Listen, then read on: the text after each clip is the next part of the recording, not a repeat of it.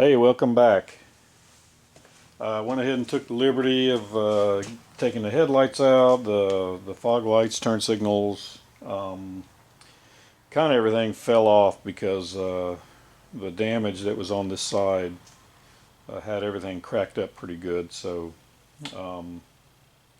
it came off relatively easy. Now I'm going to try to get the bumper off. I believe there's probably 6 or 8 bolts, 15 millimeter bolts that hold that on. And so yeah, let's see how this goes. I went ahead and pre-soaked all the bolts overnight with a penetrating oil just to make it help, because there is some rusty bolts and kind of makes it tough.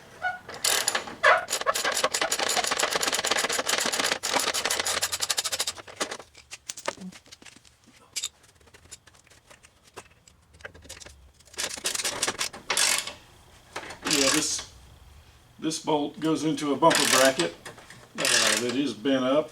I was able to find a new one.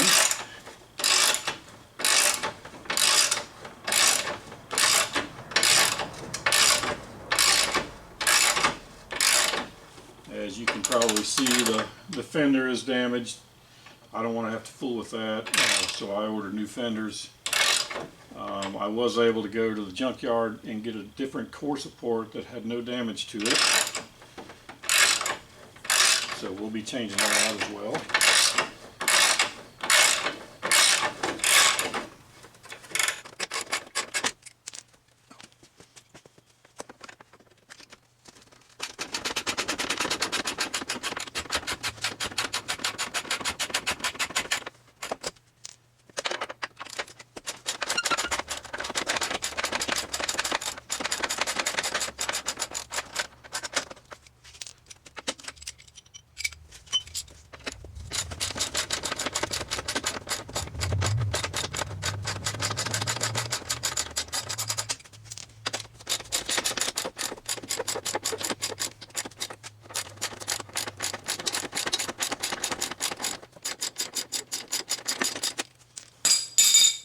Well, let's see if this comes off.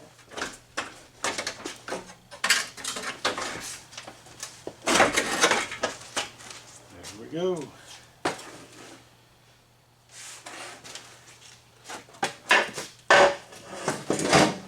Nothing much to save there.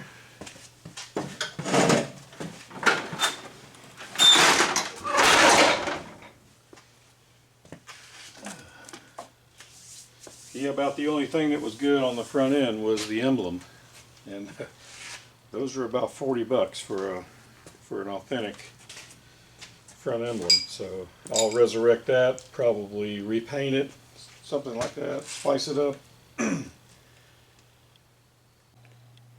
Alright, so in preparation to get the fenders off, we need to get some things detached from it. The horns are up under here.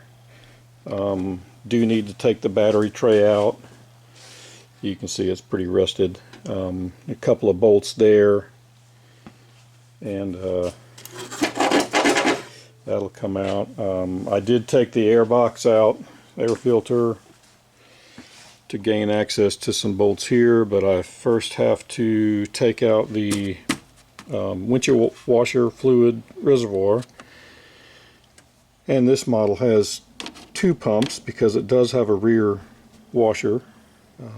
So I'm going to try to save that, hopefully, and retain that rear wiper. But yeah, you can just see how oily everything is on this unit. There were leaks.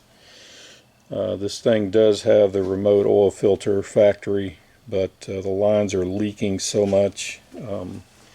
When it sat here overnight, you might be able to see that oil. It just runs out. So let's redrain your radiator fluid in here, and we're going to send that off to collection center, and along with I always process all my motor oil, take it down to the local parts store, and they have they have a big tank that we can pour that in. And so yeah, we'll collect all that. I did disconnect the top radiator hose, which is quite long on these units because of where the neck is. The neck actually comes all the way back in here. So yeah, start getting some of this off of the inner fender and disconnect some plugs, disconnect horns, get those unmounted, pop these mounts out, and then we'll proceed to take the fenders off. I know I've got to get it down off the lift all the way and roll it forward about 2 feet so I can open the doors all the way, because there's a couple of bolts inside, and when I get to that point I'll show you where theirs are. So stay tuned.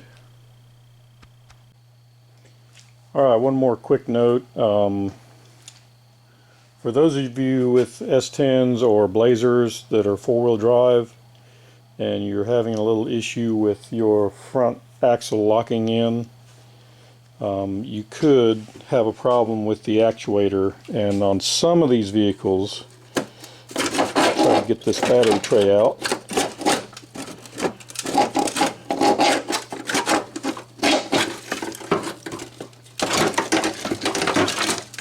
I'll show you what this is.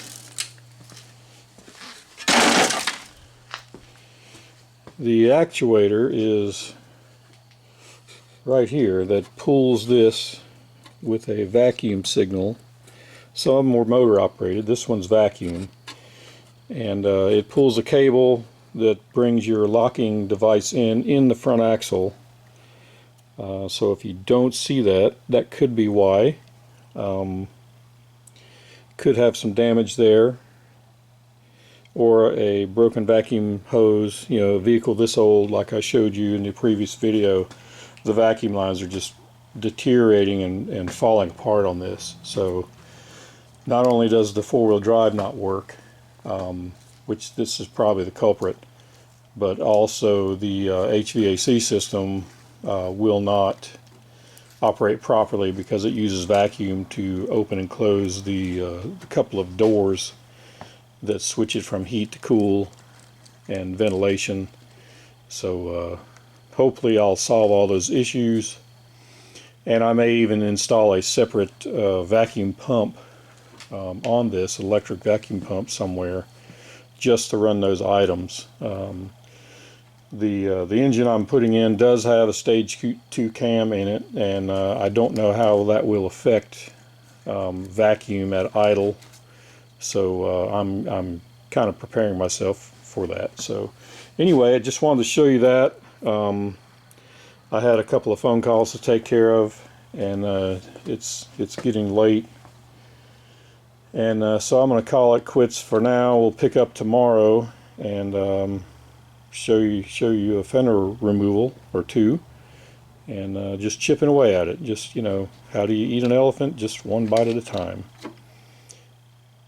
Thanks. I'll catch you in the next segment.